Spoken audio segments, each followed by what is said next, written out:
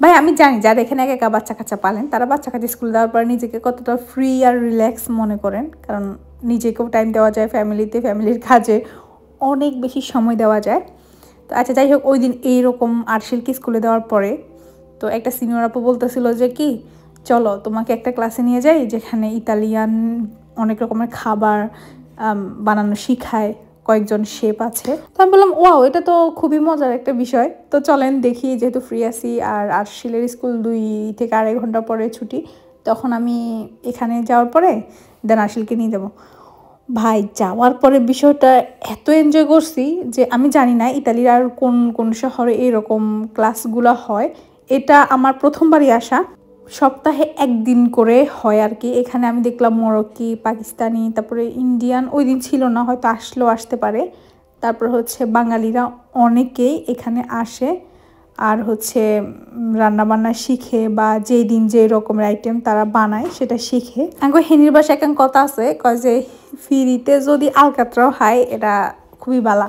তো এইরকম একটা ক্লাস আরও ইতালিয়ান স্টাইলে রান্না বানাতে চিন্তা করলাম ফ্রি যেহেতু একটু দেখে আসি যে কি অবস্থা।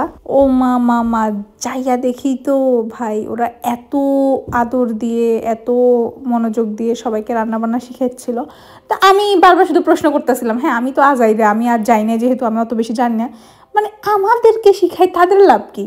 আমি শুধু এটাই প্রশ্ন করতেছি যে আমাদেরকে শিখায় তাদের লাভ কি, তাদের লাভ কি? আরও ফ্রি নর্মালি ইতালিতে বা আমরা যারা বিদেশে থাকি কেউ কাউকে 1 ঘন্টা সময় দিব তাও অনেক ভেবে চিন্তে দিতে হয়, কারণ এখানে প্রতিটা সময়ের গুরুত্ব অনেক বেশি। তো আপনারা বলতেছিল যে হয়তো সরকার থেকে কোনো অনুদান পায় বা এটা তাদের কাইন্ড অফ জবের মতো। তো আচ্ছা ওকে, তো আজকে শিখেছি ইতালিয়ান স্টাইলের পাস্তা, একদম ইনস্ট্যান্ট সব কিছু বানিয়ে, তারপর পাস্তার যে সস 2 রকমের সেটাও তারা আমাদের সামনে বানিয়েছিল, পাস্তাটাও আমাদের সামনে বানিয়েছিল।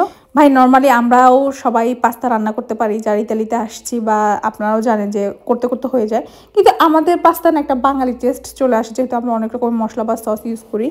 কিন্তু ভাই এখানে তারা দেখলাম শুধুমাত্র একটা মাত্র মশলা দিয়ে তারা এই পাস্তাটা বানিয়েছে, আর সবগুলো নর্মাল। সেই মশলাটা হচ্ছে আমরা যে জয়ফলের গুঁড়া বলি ওইটা। অথচ আমি কোনোদিন কল্পনাই করি নাই যে পাস্তার ভিতরে শুধুমাত্র জয়ফলের গুঁড়াটাই ইটালিয়ানরা ইউজ করে, আর কোনো কিছু ইউজ করে না। জাস্ট পরিমাণ মতো তেল, লবণ, ওইগুলো তো নর্মাল জিনিস, কিন্তু শুধুমাত্র মশলার ভিতরে এই জয়ফলের গুঁড়াটা ইউজ করছে। আর টেস্ট ভাই একদম দুর্দান্ত হয়েছে। তারা এই যে আমি জানি না হয়তো এরা কোনো রেস্টুরেন্ট বা কিছুতে কাজকর্ম করেছিল, শেফ হইলেও হইতে পারে আর কি।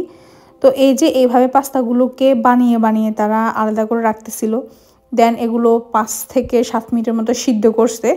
তারপর আগে একটা হোয়াইট সস আর একটা রেড সস যেটা বানিয়ে রেখেছিল।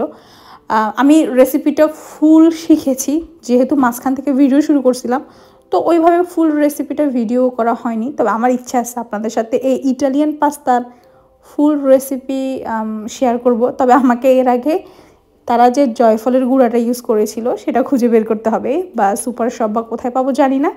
ওইটা যদি আমি কিনতে পারি বা জোগাড় করতে পারি আপনার সাথে অবশ্যই শেয়ার করব এই পাস্তার রেসিপিটা।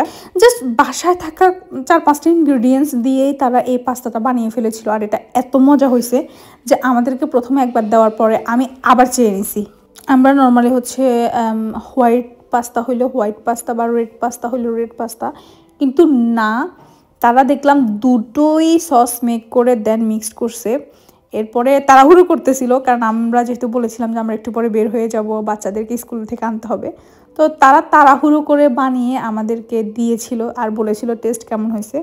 ভাই এটা দুর্দান্ত, আমি আপনাদের সাথে শেয়ার না করা অবধি আমার ঘুম হবে না। সে অবধি সবাই ভালো থাকবেন, টাটা।